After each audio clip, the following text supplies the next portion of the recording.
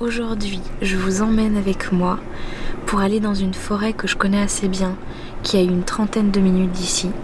Dans cette forêt, on peut voir un peu de tout en fait. On peut voir du sanglier, du chevreuil, du cerf, de la biche, etc. Nous, on ne sait pas exactement ce qu'on va voir. Le but, c'est d'aller dans cette forêt, de s'y installer et de voir un peu ce qui passe devant nous. Donc c'est parti.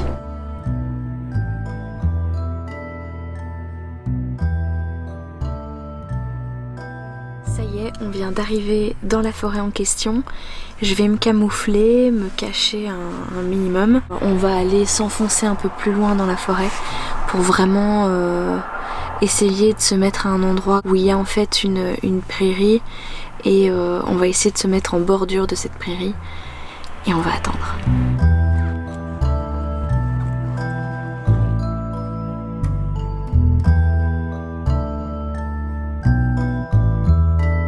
Maintenant que je suis camouflée, je vais aller là-bas tout droit et je vais tomber sur une prairie et on va essayer de se mettre quelque part. C'est parti.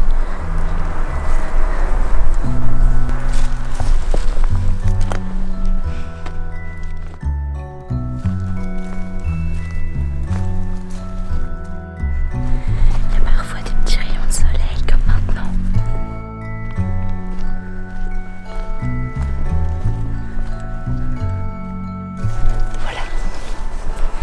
Voilà notre prairie.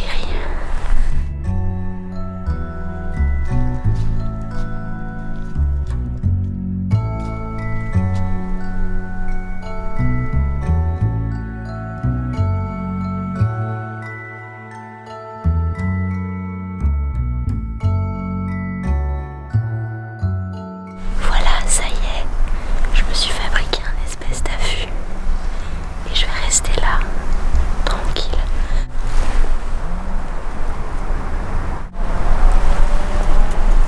Il est encore un peu tôt, donc c'est parfait pour s'installer quelque part. Parce que comme ça, on est sûr de ne pas déranger du tout l'animal. Donc c'est plutôt bien d'arriver bien à l'avance.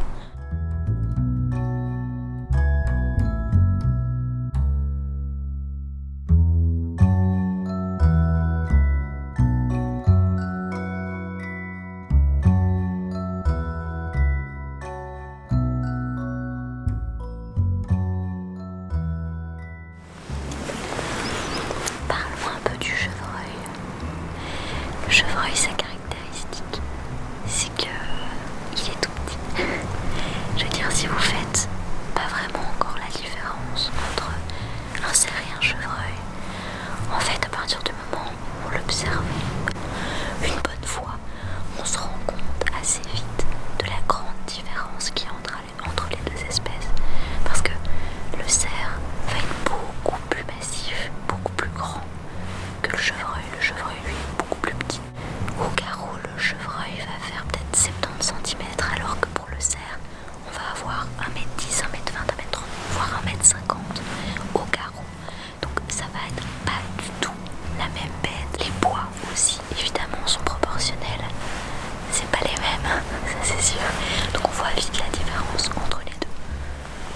Entre une chevrette et une biche, ben là ça va être pareil. On va retrouver quelque chose d'assez massif chez la biche, alors que chez la chevrette, on est quand même sur un gabarit beaucoup plus petit. Et alors au niveau du visage, on va très très vite le reconnaître, parce que la biche a vraiment un museau particulier.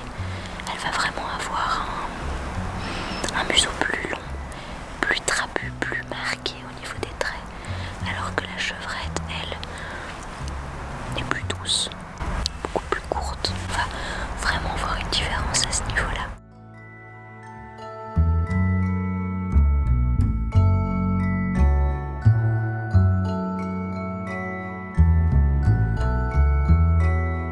Ce qui est hyper chouette quand on attend comme ça, il y a vraiment une atmosphère.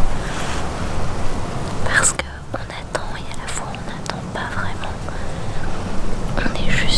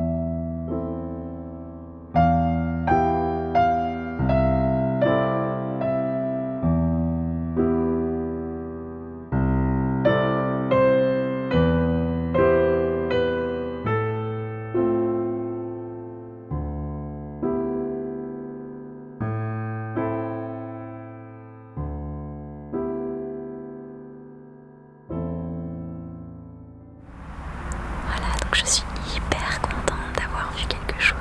Je suis ravie parce que c'est exactement ce que je voulais voir. Une petite harpe de chevrette par exemple, donc c'est parfait. Voilà, je vais ranger toutes mes affaires, puis on se retrouve un peu après.